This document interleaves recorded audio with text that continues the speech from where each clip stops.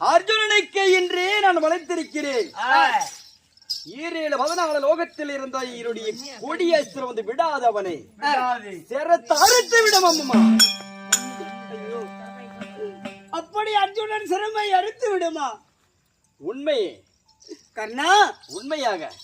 அப்படி 5 பேர்கள் இருக்கின்றார் உன் தம்பிமார்கள். 5வரிலே ஒருவர் போனாலும் 4 பேர் இருந்தால் இந்த பூவளைக்கில் நான் வாழ்வேன். வேடிக்கை வேடிக்கை.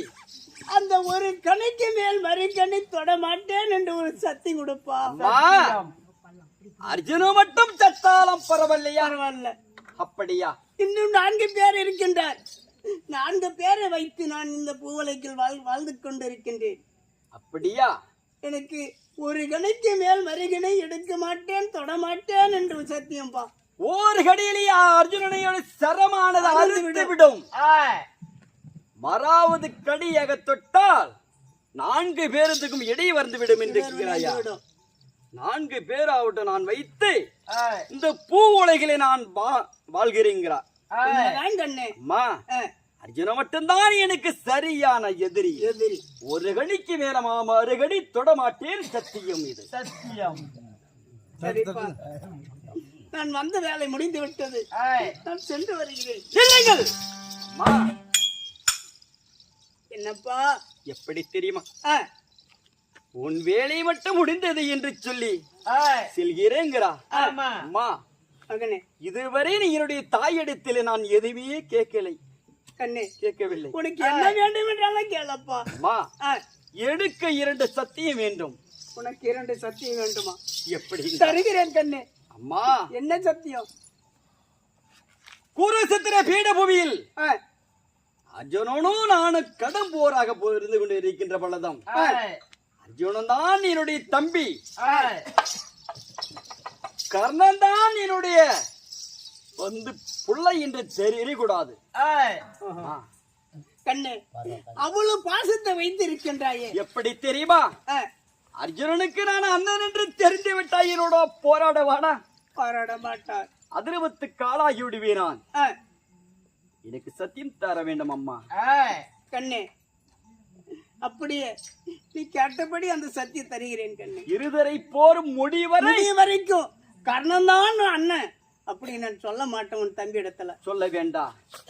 எனக்கு 2வது சத்தியம் எப்படி தெரியுமா? எப்படி கண்ணே? அம்மா, அர்ஜுன மானத்தால் நான் அடிபட்டு குருசித்திரை பீடபூமியில் இறந்து விட்டா.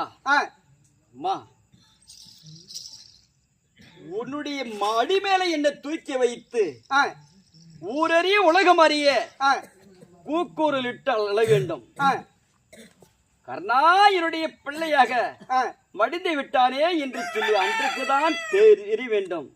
2வது சத்தியம் கண்ணே, செய்வாயா? அப்படி குருசேந்திர பூமியில நீ மாண்டு மடிந்தது உண்மையானா? என் மடி மீதில் போட்டு மகனே முந்தி பிறந்த கர்ணா என்று சொல்லி நான் கோகுரல் விட்டு அலைவேன் கண்ணே. என் மயிரை விரித்து பாரடித்து என் மடி மேல போட்டு அலைவேன் கர்ணா. கர்ணா, ஆகட்டும். சென்று வருங்க. சென்று வருகிறேன் கர்ணா.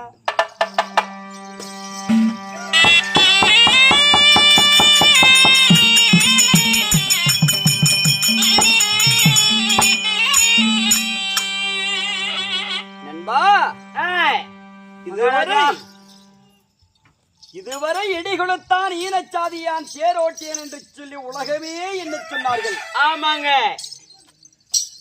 சரியான குந்தமாதேவிக்கு நான் பிறந்தவன். நீங்கள் சுக்கலாதேவி மைந்தனுக்கு நான் பிறந்தவன். சூரிய பகவானுக்கு நான் பிறந்தவன்.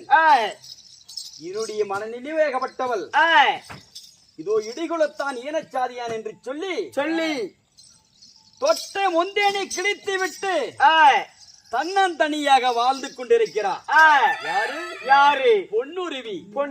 இப்பொழுது பொன்னூரி மாளிகைக்கு சென்று நான் இடிகுலத்தான் இல்லை, நான் ஈனச்சாதி இல்லை, சாதிய வரலாறாக தெரிந்த பிறகும் நம்ம இருப்பது நீதியா?